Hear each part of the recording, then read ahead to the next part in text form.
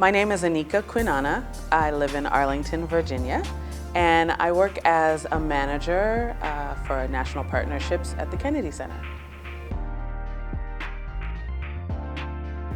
I don't know exactly when I realized I want to work in the arts. All I can tell you is I've been singing since I was 2 years old, playing my parents' Marvin Gaye records with my hairbrush, learning the words to What's Going On.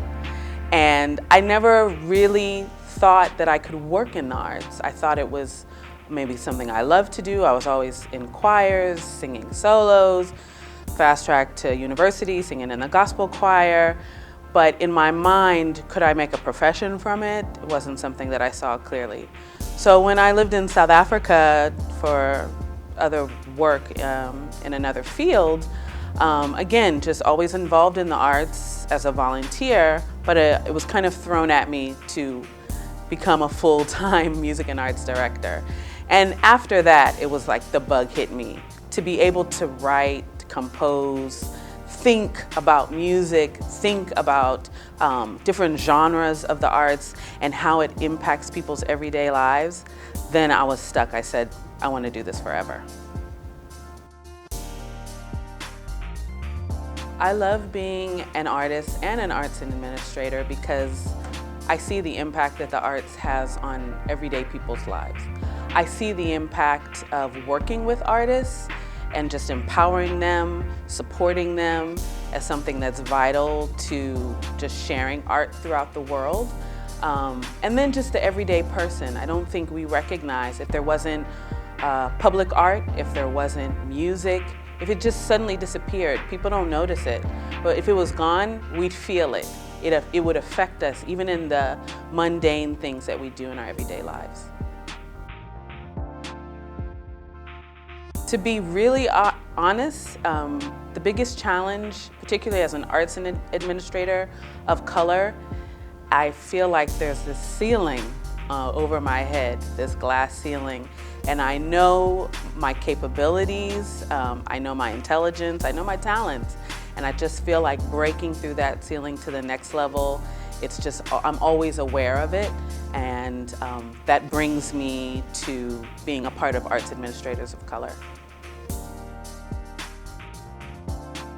In my career, I've been most proud of working with artists at the ground level.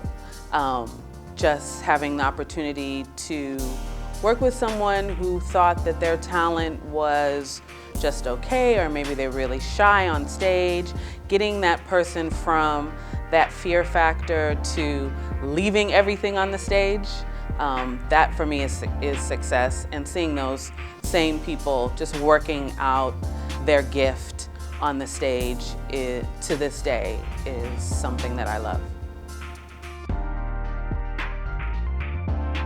AAC is important to the field for that glass ceiling that I mentioned, one, and just for the network, just for the ability to look around you and see folks that look like you, think like you, interact with art in the way that you do or similar to you, and being able to connect.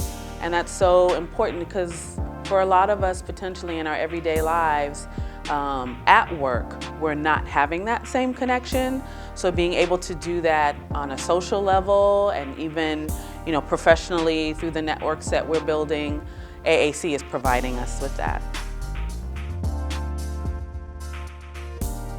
I decided to become a board member of AAC because I was speaking with a mentor friend as I was completing my master's in arts management program. And one of the first things that I wanted to commit to was providing service back to others who wanted to grow in the field. And she told me about the organization.